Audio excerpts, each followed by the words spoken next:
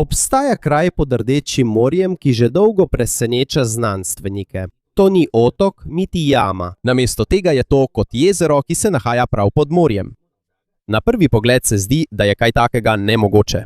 Če je vse okoli voda, kako je potem lahko še eno jezero pod vodo? Toda v resnici to res obstaja. Toda preden začnemo z razpravo, bi te prosil za en všeček in naročnino na naš kanal. To nam, ustvarjalcem vsebin, zelo pomaga. Zato začnimo. Na globini več kot 1500 do 2000 metrov so v nekaterih delih Rdečega morja tako imenovani bazeni slanice.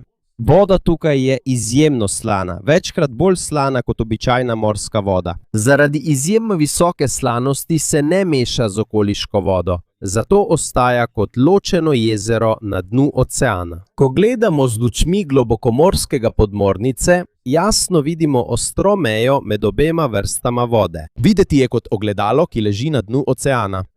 Na njegovem robu lahko celo opazimo majhne valove. To ni iluzija. To se resnično dogaja zaradi velike razlike v slanosti in gostoti obeh vrst vode. A še bolj nenavadno je tisto, kar so odkrili naslednje. V teh slanih bazenih je skoraj nič kisika. Poleg tega je slanost izjemno visoka in vsebujejo veliko kemikalij. Zaradi tega je za večino rib in drugih morskih živali vstop na to območje zagotovo smrtonosen. Zato se pogosto zgodi, da se ribe ali druge živali izgubijo ob robu slanega bazena in jim ne uspe več priti ven. Zaradi tega nekateri znanstveniki ta območja imenujejo kar smrtonosne pasti globokega morja. In medtem ko skoraj nobena večja žival ne preživi v njih, pa tu uspevajo druge oblike življenja. Sem spadajo tudi najbolj nenavadna bitja. Majhni mikroorganizmi, ki niso odvisni od sončne svetlobe za preživetje. Namesto tega uporabljajo kemikalije iz okolice kot vir energije. To pomeni, da tudi če je kraj stalno v temi in skoraj brez kisika, še vedno najdejo način za preživetje. Zaradi tega znanstveniki zdaj bolj preučujejo bazene slanice. Možno je, da je tako izgledal kraj, kjer se je življenje na Zemlji prvič začelo pred milijardami let. In to še ni vse. Če lahko življenje preživi v tako ekstremnih pogojih tukaj na našem planetu, je mogoče, da obstaja podobna oblika življenja tudi pod ledenimi oceani drugih svetov. Tako kot nekateri Jupitrovi in Saturnovi luni, za katere verjamejo, da imajo skrite oceane pod debelo plastjo ledu. Z drugimi besedami, skrivnostno jezero pod Rdečim morjem ni le nenavadna naravna tvorba. Je tudi naravni laboratorij, ki bi lahko ponudil odgovore na eno največjih vprašanj človeštva. Kljub temu, zakaj sploh izgleda, kot da ima ocean svoje lastno jezero? Odgovor je, da je voda tam bolj slana. Ko je v vodi raztopljene več soli, postane težja. Zato zelo slana voda v slanem bazenu potone in se nabira na najnižjem delu morskega dna. Približno tako. Ko plavaš v morju, se lažje dvigneš kot v bazenu. To je zato, ker ima morska voda sol. Voda je težja, zato lažje potisne tvoje telo navzgor. Enako se dogaja v slanem bazenu. Voda v njem je veliko bolj slana in težja v primerjavi z navadno morsko vodo na površju. Zato se ne dviga zlahka in se tudi ne širi hitro. Ostane le na dnu, kot debela odeja vode, ki leži na tleh oceana. Zaradi tega nastane jasna meja med navadno morsko vodo in zelo slano vodo. Na kameri podmornice je to videti kot površina jezera. Ima rob, ima mejo in včasih se celo premika kot majhni valovi. Ampak to ni čarovnija, to je samo znanost. Navadna voda na vrhu je lažja, slanica spodaj je težja. Zato se, čeprav sta obe vodi, ne zmešata takoj. Obstaja pa še en razlog, zakaj slani bazen ostaja cel. Ni samo slan. Na nekaterih delih Rdečega morja je globoka slanica lahko celo toplejša od vode nad njo. Ko se toplota in slanost hkrati premikata, pride do posebnega procesa med dvema plastema vode.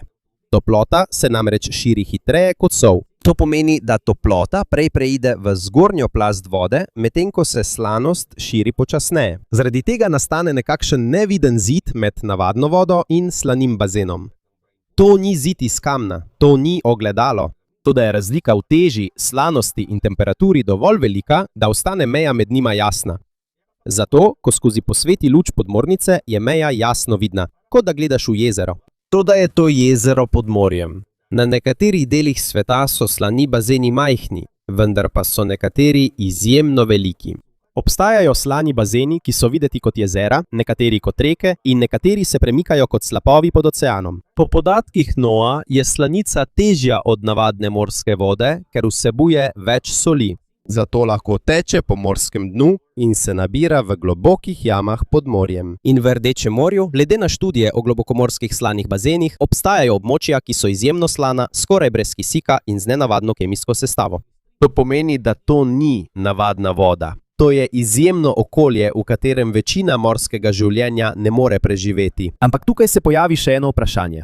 Če še vedno nekaj soli uhaja iz slanega bazena, zakaj se ta ne izprazni? Zakaj se to postopoma ne zmeša z vsem oceanom, dokler ne izgine?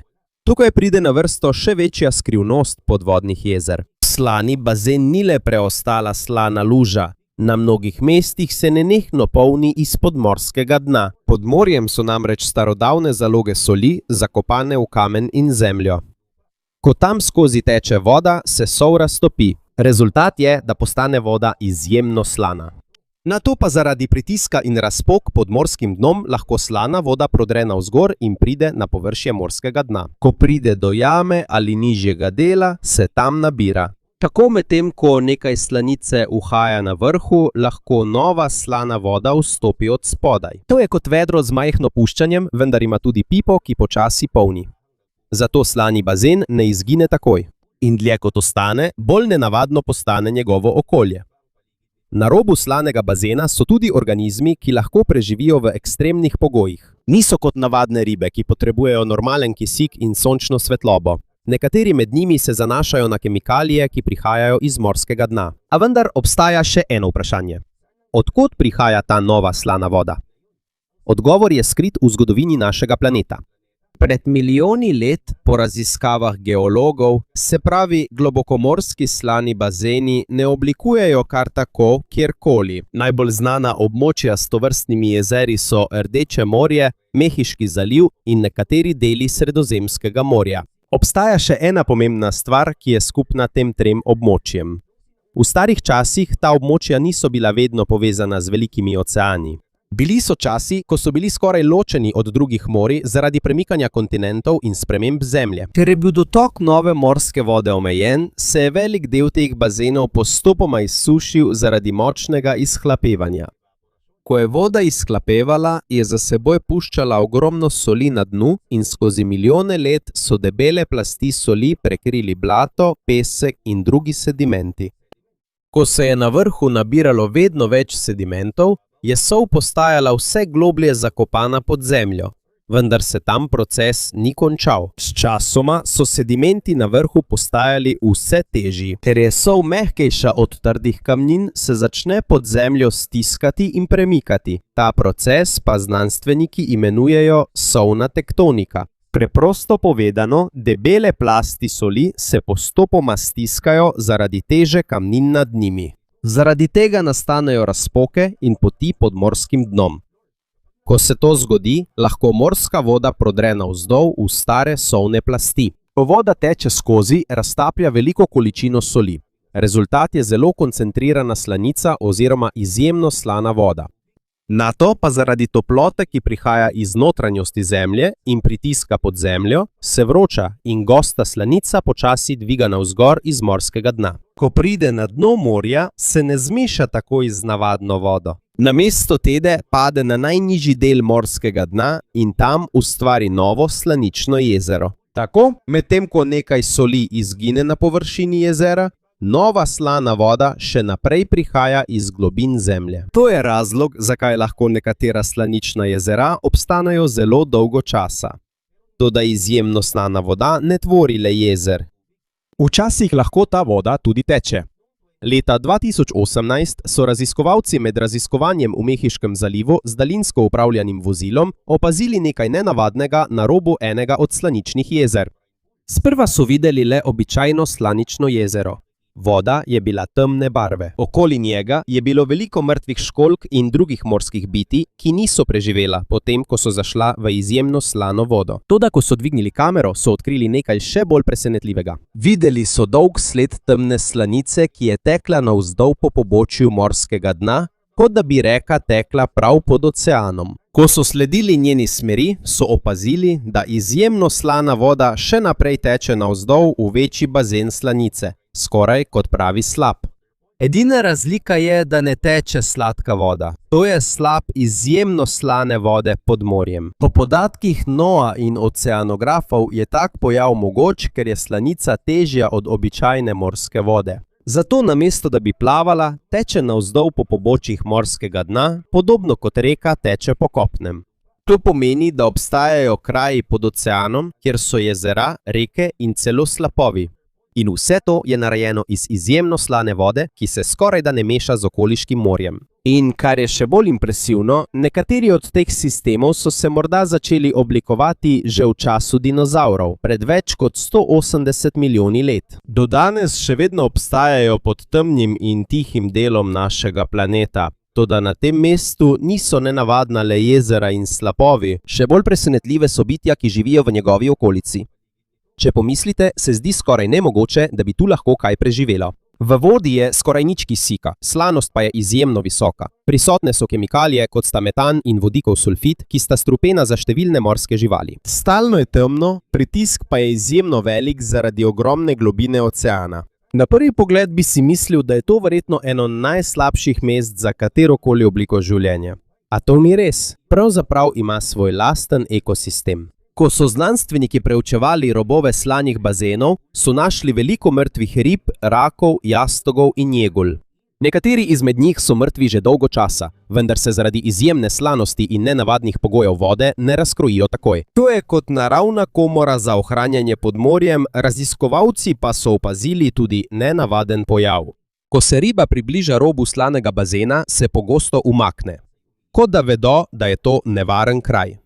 Toda, če se katera izgubi in zares vstopi v izjemno slano vodo, traja le nekaj sekund, preden izgubi nadzor nad svojim telesom. Po raziskavah lahko nenaden vstop v izjemno slano vodo povzroči hud stres za telo rib. Težko nadzorujejo svoje gibanje in hitro postanejo šibke. Če se ne morejo takoj vrniti v običajno morsko vodo, običajno poginejo. Poleg tega je v bazenu slanice skoraj nič kisika. Zato tudi, če preživijo izjemno slanost, bodo še vedno težko dihali. Medtem ko je notranjost jezera nevarna, pa se na njegovem robu dogaja ravno nasprotno.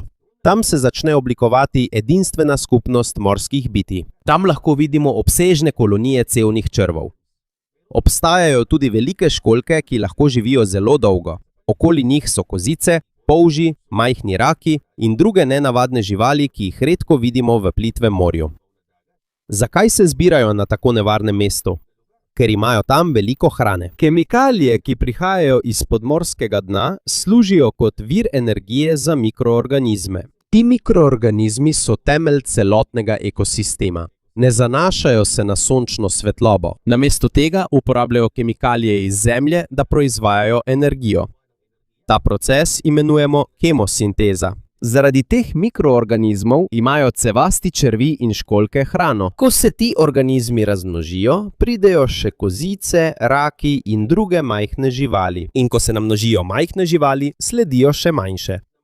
In veliki plenilci, kot so ribe, hobotnice in jegulje. Z drugimi besedami, čeprav je kraj zelo nevaren, še vedno služi kot nekakšna oaza sredi globokega oceana. Toda obstaja eno bitje, ki je znanstvenike še posebej presenetilo. To je sluznica. Je ena najstarejših vrst vretenčarjev, ki še vedno živi danes. Obstajala je že dolgo, preden so se pojavili dinozavri.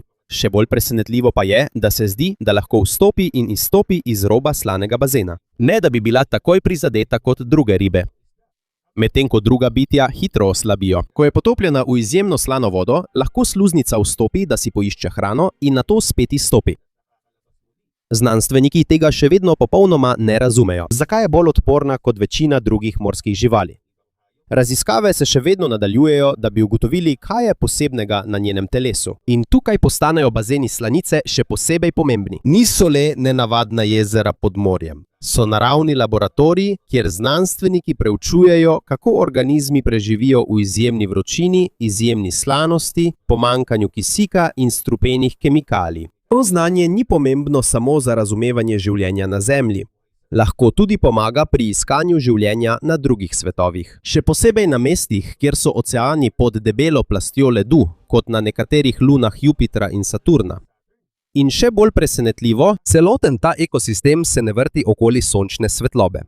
Obstaja še ena sestavina, ki služi kot glavni vir energije za številne organizme tukaj. To je plin, ki se v drugih okoliščinah šteje za nevarnega in strupenega. Toda tukaj, v globinah morja, prav ta plin pomaga, da celotna skupnost bitij ostane živa. Vendar pa obstaja še večje vprašanje. Če v globinah morja ni sončne svetlobe, od kod prihaja hrana za vse te živali? Skoraj povsod na Zemlji se življenje začne s soncem. Rastlin uporabljajo energijo sončne svetlobe, da si same ustvarijo hrano. Ta proces imenujemo fotosinteza. Nato druge živali pojedo rastline, te pa nato pojedo še večje živali. Tako poteka prehranjevalna veriga skoraj po vsem planetu. Tudi v globokem morju obstajajo bitja, ki so še vedno odvisna od sonca. Kako? Zaradi majhnih delcev mrtvega planktona, alg in druge organske snovi, ki počasi tonejo z morske površine. Znanstveniki to imenujejo morski sneg. To je vir hrane za številna bitja v globinah. Vendar pa se okoli bazena slanice dogaja nekaj drugačnega. Skoraj ni dovolj morskega snega, da bi podprl toliko organizmov tam. To pomeni, da ima ta ekosistem drug vir energije. In tukaj se je začelo eno najpomembnejših odkritij v morski znanosti. Ko so znanstveniki preučevali velike školjke, ki živijo na robu slanega bazena, so opazili nekaj nenavadnega. V njihovih škrgah je bilo ogromno bakterij. Toda to niso bile navadne bakterije. Imeli so posebno sposobnost. Namesto, da bi za izdelavo hrane uporabljale sončno svetlobo, uporabljajo kemikalije, ki prihajajo iz notranjosti Zemlje. Med temi so metan in na nekaterih mestih tudi vodikov sulfit. Ta postopek imenujemo kemosinteza. Preprosto povedano, če rastline uporabljajo sončno svetlobo za izdelavo hrane, bakterije na dnu morja uporabljajo energijo iz kemikalij. Zato lahko proizvajajo hrano tudi brez sončne svetlobe. Bakterije so prve, ki proizvajajo energijo, nato jih pojedo ali izkoristijo drugi organizmi. Tukaj se začne celotna prehranjevalna veriga v slanem bazenu. Obstaja še ena osupljiva povezava med bakterijami in školjkami. Bakterije školjkam zagotavljajo hrano in energijo. V zameno školjke ščitijo bakterije v svojem telesu, kot da si medsebojno pomagajo, da preživijo. Zaradi tega partnerstva se školjke množijo okoli slanega bazena. Ko se školjke množijo, se množijo tudi kozice, raki, jastogi in druge živali, ki živijo med njihovimi školjkami. In ko je veliko majhnih živali, pridejo večji plenilci. Zato tudi, če je sredi zelo obsežnega in skoraj brezživljenjskega dela oceana, okolica slanega bazena postane kot majhno mesto morskih bitij. Ko so to prvič videli znanstveniki, so bili zelo presenečeni. Ker je to pokazalo, da se vse življenje na Zemlji ne vrti okoli Sonca, obstajajo ekosistemi, ki lahko preživijo tudi brez ene same svetlobne žarke. To odkritje je postalo še pomembnejše, ko so znanstveniki začeli preučevati, kako se je začelo prvo življenje na našem planetu.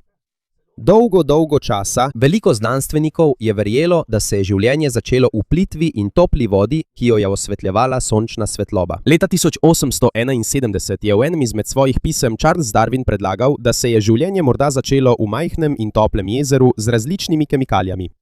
Kasneje se je razvila ideja o tako imenovani prvobitni juhi. Po tej teoriji so se preproste kemikalije v plitvi vodi postopoma združevale, dokler ni nastalo prvo življenje, pri čemer so uporabljale energijo sončne svetlobe, toplote in morda tudi strele. Več desetletij je bila to ena najbolj sprejetih razlag o izvoru življenja. Toda ko so odkrili ekosisteme okoli hidrotermalnih vrelcev in slanih bazenov, začelo se je spreminjati mnenje mnogih znanstvenikov, ko so spoznali, da morda sonce sploh ni potrebno za začetek življenja.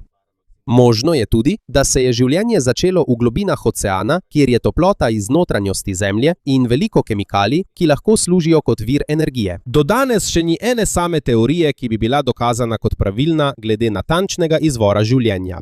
Znanstveniki še vedno preučujejo različne možnosti. A ena stvar je jasna. Skrivnostni slani bazeni na dnu morja so dali novo smer iskanju odgovora na eno največjih vprašanj človeštva. Kljub temu slani bazeni niso spremenili le zgodovine Zemlje, spremenili so tudi način, kako iščemo življenje na drugih planetih. Včasih so številni znanstveniki na to gledali precej preprosto. Če ni sončne svetlobe, verjetno ni življenja. Toda po odkritju slanih bazenov in drugih globokomorskih ekosistemov, ki temeljijo na kemosintezi, se je izkazalo, da sončna svetloba ni vedno nujna za preživetje organizma. To pomeni, da je več krajev v osončju, kjer bi lahko iskali življenje. Dva najbolj znana kandidata sta Europa, ena od Jupitrovih lun, in Enceladus, ena od Saturnovih lun. Zakaj prav ti dve? Ker so po opaženjih vesoljskih plovil in raziskavah planetarnih znanstvenikov pod njuno debelo plastjo ledu ogromni oceani tekoče vode. Na površju je vse prekrito z ledom. Toda pod njim naj bi bil globok ocean, ki je morda celo večji od nekaterih oceanov tukaj na Zemlji. Do teh oceanov ne prodre sončna svetloba. Včasih je veliko znanstvenikov menilo, da je življenje na takšnem mestu nemogoče. A danes je pogled drugačen. Če obstajajo mikroorganizmi, ki lahko preživijo v temi, slanem okolju in skoraj brez kisika na Zemlji. Možno je tudi, da obstajajo podobni organizmi pod ledom Evrope ali Encelada.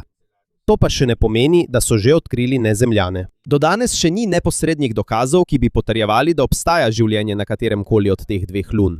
To je še vedno znanstvena možnost, ki jo znanstveniki še naprej preučujejo. Zato je velik del trenutnega raziskovanja vesolja iskanje znakov vode, kemikalij in pogojev, ki bi lahko podpirali življenje. Ena najpomembnejših misij za to je NASA in Europa Clipper. Namen te misije je podrobneje preučiti Evropo, da bi ugotovili, kakšna je verjetnost, da ima okolje, ki bi lahko omogočalo življenje preprostim organizmom. Ne bo neposredno iskala mest vesoljcev ali velikih bitij. Namesto tega bo iskala sestavine in pogoje, ki so potrebni za nastanek ali obstoj življenja. Ne glede na to, kakšni bodo rezultati prihodnjih misij, je ena stvar jasna. Bazeni slanice so znanstvenike naučile zelo pomembne lekcije. Življenje je bolj odporno, kot smo prej mislili. Lahko preživi na mestih, kjer skoraj ni kisika, lahko preživi v izjemno slanih pogojih, lahko preživi pod ogromnim pritiskom in lahko preživi tudi brez enega samega sončnega žarka. Zaradi tega se je naše razumevanje pomena besede primeren za življenje ali kraja, kjer je možno življenje, še bolj razširilo. Morda je na našem planetu še veliko okolij, ki jih še nismo popolnoma razumeli, in morda je enako tudi v drugih delih osončja. Z vsako novo odpravo, pa naj bo to pod morsko gladino, odkrivamo nove organizme in nove vrste ekosistemov. Zato lahko rečemo, da je še veliko stvari, ki jih ne vemo o našem lastnem planetu. In če Zemlja sama še vedno skriva takšne osupljive skrivnosti, koliko več jih šele lahko čaka, da jih odkrijemo na drugih svetovih. Tu se zavemo, koliko stvari še lahko odkrijemo v drugih svetovih. Morda naslednje veliko odkritje o izvoru življenja ne bo prišlo iz vesolja. Morda se to začne v tihem, temnem in zelo globokem jezeru prav na dnu našega oceana.